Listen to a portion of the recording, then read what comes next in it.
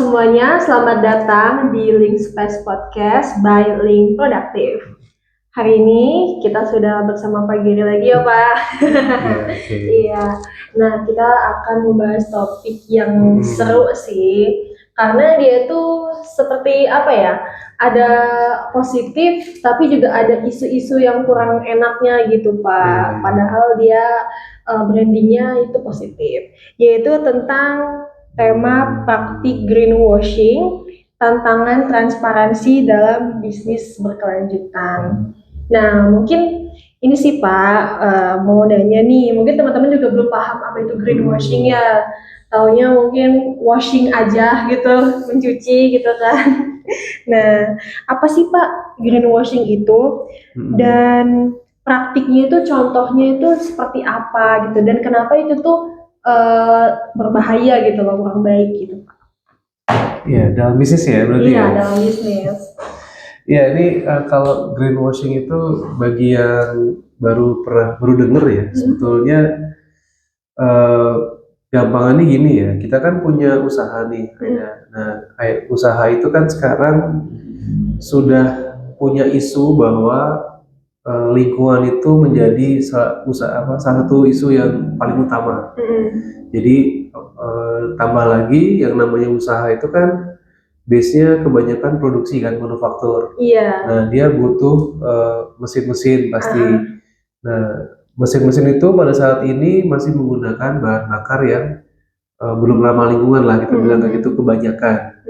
Nah, bagaimana caranya supaya si perusahaan ini tuh punya seperti kayak image ya, atau punya gambaran dari luar bahwa si usaha itu sudah ramah lingkungan loh gitu. Nah, cuma kalau kita bicara istilah greenwashing ini, dia belum terlalu maksimal usahanya, tapi udah pengen kelihatan kayak udah green gitu loh usahanya. Iya.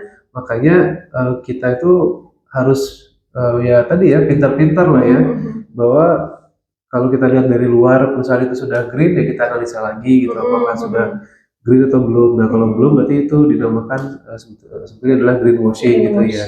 Nah, seperti itulah gampangannya ya, karena kalau kita bicara perusahaan yang benar-benar sudah green, itu harusnya kita bisa menghitung berdasarkan pada carbon credit. Nah, itu nanti panjang lagi tuh. Nah, jadi makanya sekarang kan kenapa kita belum bisa memastikan perusahaan itu sudah green atau belum, karena kan belum terlalu maksimal ya untuk carbon credit itu gitu. Makanya kita fokusnya di makanya banyak yang bilang masih greenwashing. Nah, tapi juga belum tentu juga ya, kadang-kadang kita bilang perusahaan atau usaha itu greenwashing, maksudnya cuma kelihatan tampak luarnya doang green tapi dalamnya belum gitu. Tapi bisa juga dia dalamnya juga udah gitu loh. Jadi kita ya harus benar-benar objektif dalam menilai. Jadi gitu. Nah, itu sih gambaran dari greenwashing gampangannya adalah kalau kita ibaratkan gitu ya, sebuah bungkusnya hijau gitu ya, tapi dan ramah lingkungan gitu ya, bungkusnya, tapi dalamannya masih banyak proses produksi yang belum ramah lingkungan. Nah, itu yang namanya greenwashing. Ya, mungkin banyak yang bahas ya sekarang ya. Gitu. Banyak sih Pak, lumayan, apalagi setelah tahun lalu ada bencana juga kan. Oh iya. Meskipun ya kita emang nggak bahas ke sana, cuman isunya jadi naik lagi karena kan ya itu tadi banyak perusahaan yang brandingnya bahkan menggunakan nama yang image itu Pak, di otak kita kayak aman. Kayak misalnya green atau agri gitu-gitu, pasti kan kayak hutan nih gitu, aman nih gitu kan. Tapi ternyata belum benar-benar, sebenarnya mereka udah go green, tapi belum maksimal lah gitu Pak. Makanya kita angkat lagi untuk pembelajaran lah teman-teman gitu. Makanya memang fokusnya pada citra, tapi perubahannya belum maksimal. Benar banget Pak. Iya sih Pak. Jadi memang dari sisi perusahaannya pun seharusnya lebih transparan ya Pak ya. Iya betul. Di laporannya mungkin terkait ESG ya. ESG-nya ya, terkait Go Green itu di dalam bentuk apa gitu mereka melakukannya, dan kita juga mungkin kalau mau investasi gitu kan juga bisa tahu, dan kita juga harus lebih pintar juga lah gitu melihat ini benar atau enggak gitu, apakah dia malah greenwashing gitu kan. Nah next nih Pak, pertanyaan selanjutnya, itu menurut Bapak apa sih Pak penyebab perusahaan itu kok mau melakukan hal tersebut gitu, greenwashing, padahal kan udah tahu juga ya masyarakat juga udah mulai sensitif nih dengan isu tersebut gitu. Iya sensitif dan mulai sadar. Meningkat kesadarannya, awareness-nya. Benar. Kenapa gitu kok masih berani juga nih itu perusahaannya gitu. Ya bisnis ya, baik lagi ya ini. Kan kalau bisnis itu kan sekarang sudah ada kewajiban untuk ESG ya, terutama bagi yang sudah IPO. Oh iya benar. Nah, yang IPO itu kalau misalnya sudah go public, itu memang dia harus menerapkan ESG kan. Nah, disitulah pada akhirnya gimana caranya supaya tampak gitu loh, supaya citranya itu semakin kuat. Nah, itu kan berpengaruh terhadap ya semuanya ya, terhadap diri bisnis mereka, terutama harga saham lah ya, pastinya dia akan lebih meningkat. Yaitu tekanan pasar yang pertama ya kan, supaya ya kan pasar sekarang kan sudah mulai pada pengen perusahaan itu kan yang hijau-hijau kan. Iya sih, benar. Jadi gitu. Karena dinilai ini Pak, persepsinya itu kita kalau hijau itu berkelanjutan gitu loh, persepsinya. Betul. Iya betul kayak gitu. Jadi kita memang tekanan pasarnya seperti itu. Itu yang membuat ya perusahaan berlomba-lomba lah.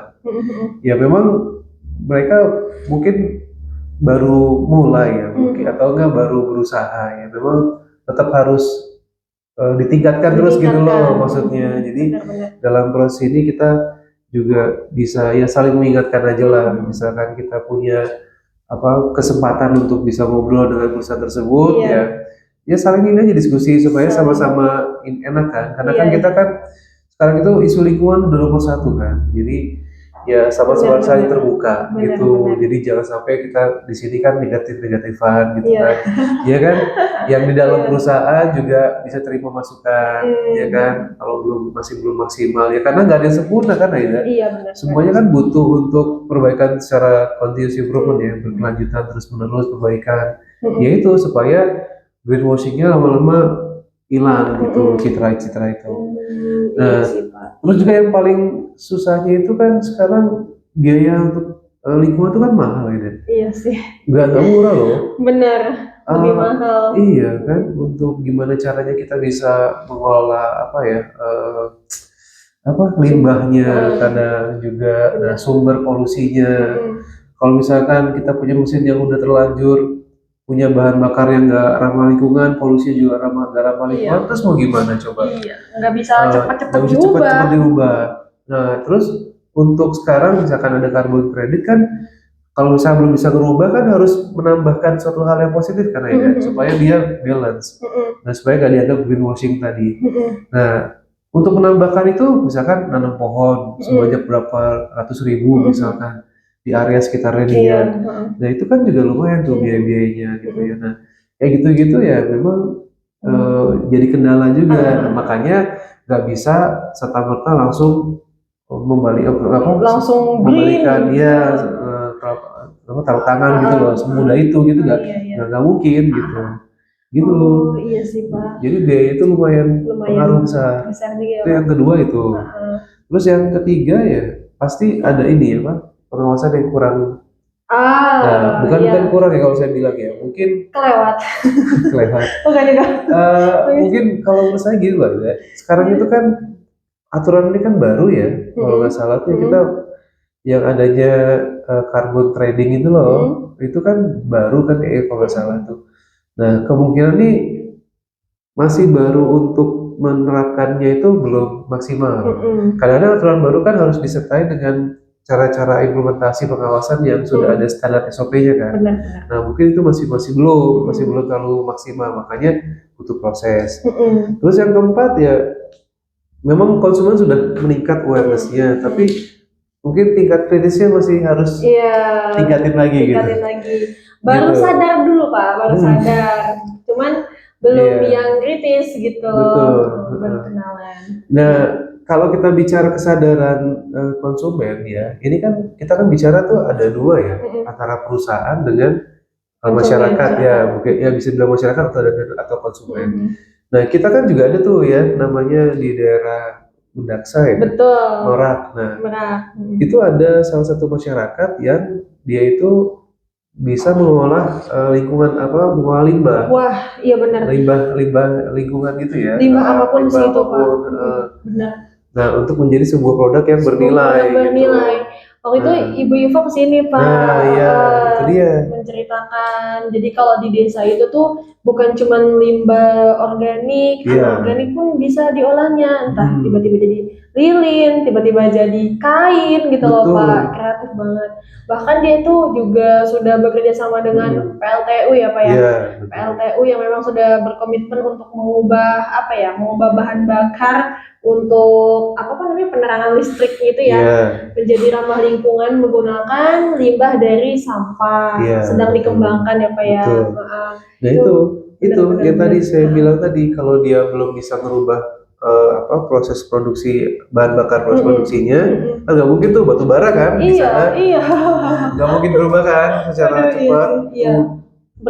Targetnya masih lama, maka dia harus berlomba-lomba untuk mencari kegiatan yang bisa nutupin tadi ini gitu.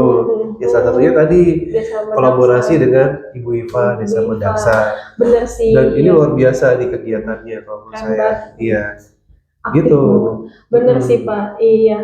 Dan menurut saya tuh kalau di Indonesia tuh tahap implementasi Go Green ya, ramah lingkungan dan lain-lain itu masih baru tahap awal banget gitu loh Pak.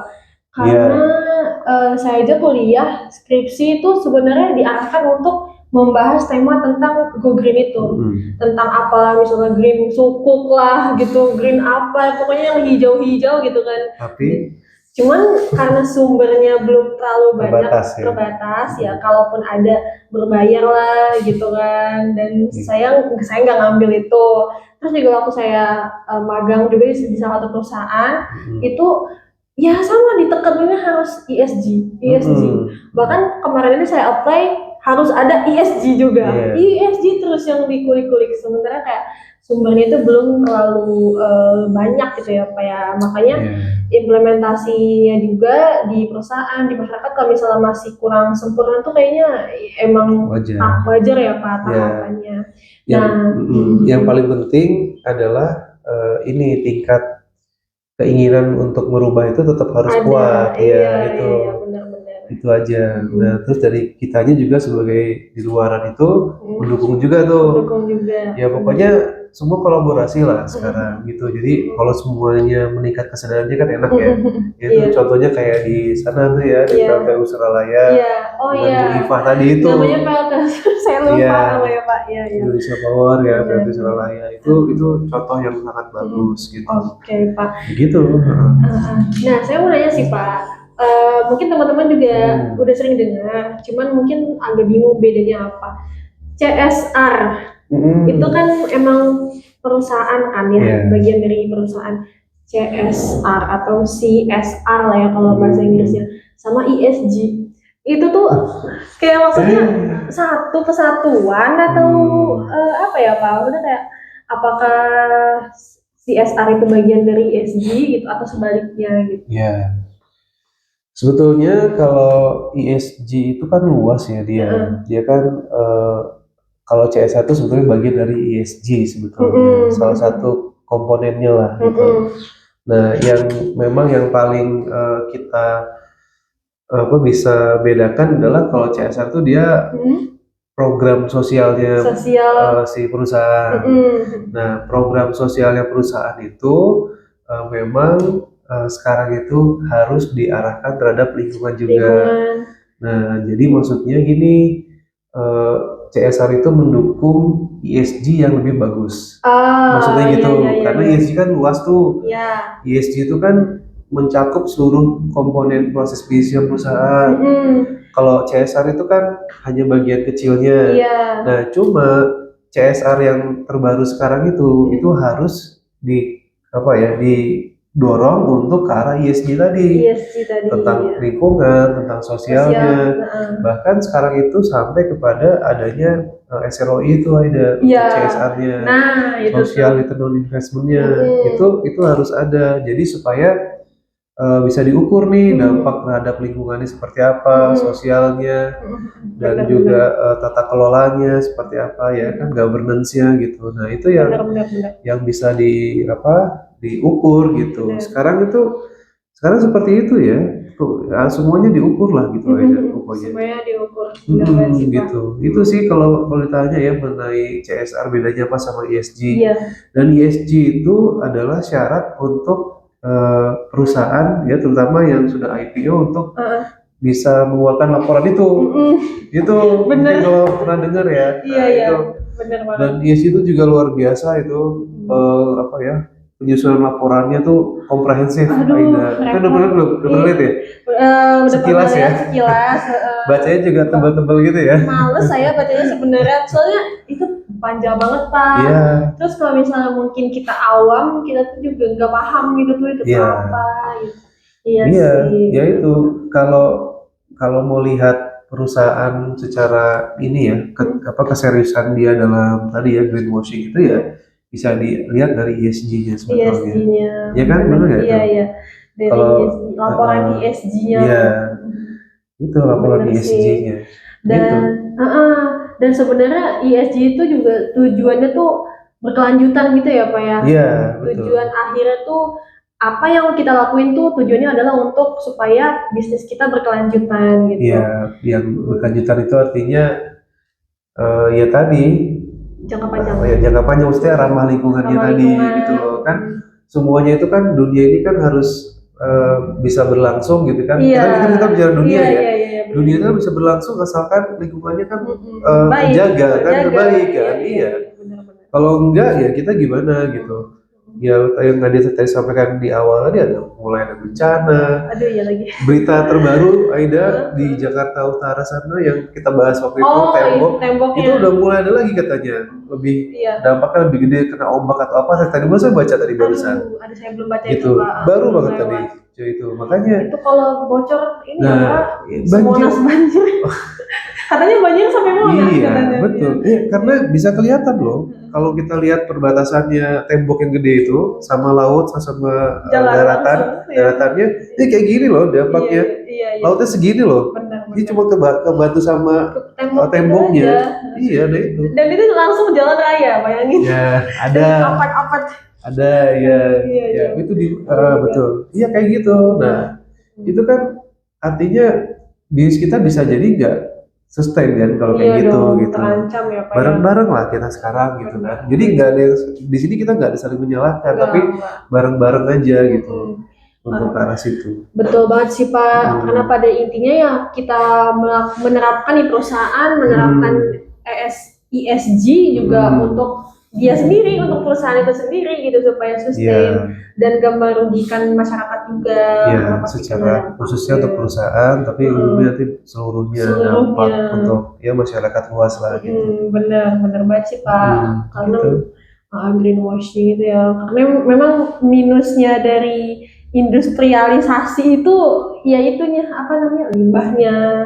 Membuat lingkungan limbah udara, limbah cair, limbah padat, benar semua lah.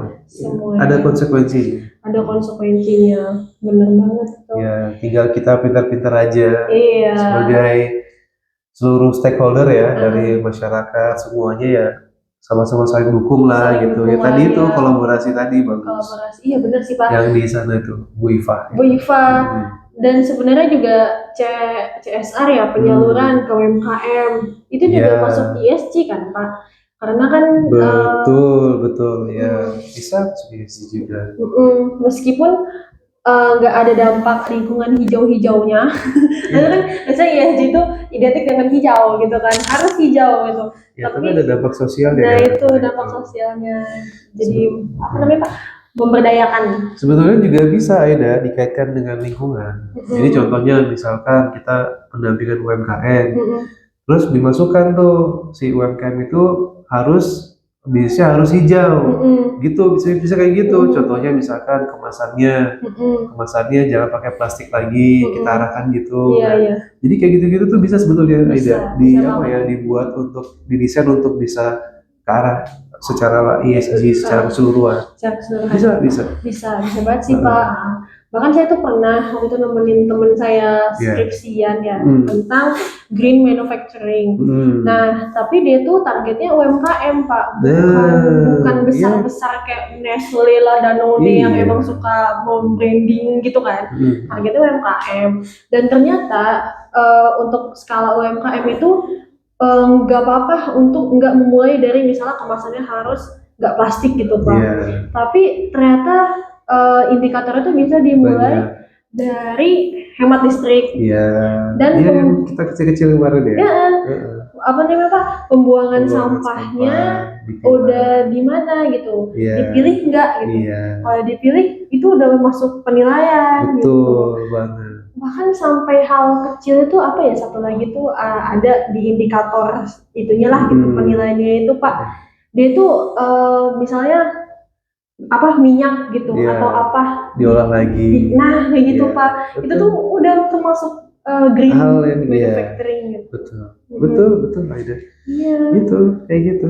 Hal yang sederhana lah. Green productivity yang kita pernah bahas juga gitu. Green productivity, green business, green lah. Cuma kan tadi kalau kita bicara perusahaan besar itu untuk mengolah hal yang kalau UMKM kecil gitu ya. Pemain kan besar tuh, nah itu butuh biaya kan. Butuh biaya lagi. Bener. Itu yang harus dipikirin tuh. Jadi perusahaan juga selain dia berusaha investasi untuk mesin-mesin baru, mereka juga harus investasi untuk green investment tadi. Untuk tadi gimana caranya pelan-pelan ngolah limbahnya. Ya kayak tadi ada sampaikan itu kan konsep mininya tuh. Kalau konsep mini kan agak lumayan mudah diterapkan. Tapi kalau besar juga mudah sebetulnya, cuma butuh investasi yang besar. Nah, jadi pimpinan perusahaan juga harus punya visi yang ke arah sana, visionernya. Gitu. Jadi kan itu kan yang tentuin pimpinannya kan manajemen direksinya kan, kayak gitu-gitu yang menentukan gitu. Bener gitu sih Aida. Iya sih, bener banget Pak. Sebenarnya kalau bahas tentang ESG gitu ya, tentang social and green itu seru sih Pak. Selalu ada apa ya, di balik itu ada kisah inspiratif lah gitu, dan juga nilai-nilai yang bisa kita ambil kalau kita tuh menjaga lingkungan itu juga akan baik ke kita gitu loh. Maksudnya bukan baik hai gitu bukan, tapi kita akan mendapatkan manfaatnya juga. Ya sama-sama bisa tidak saling menyakiti. Ya kan maksudnya kalau lingkungan yang nggak bagus kan dia yang nyerang kita gitu. Jadi kalau kita nggak mau diserang ya jangan nyerang gitu loh. Kan simpel ya sebetulnya. Iya simpel dan mulai duluan. Jangan duluan. Ya cuma kayak gitu. Iya sih Pak.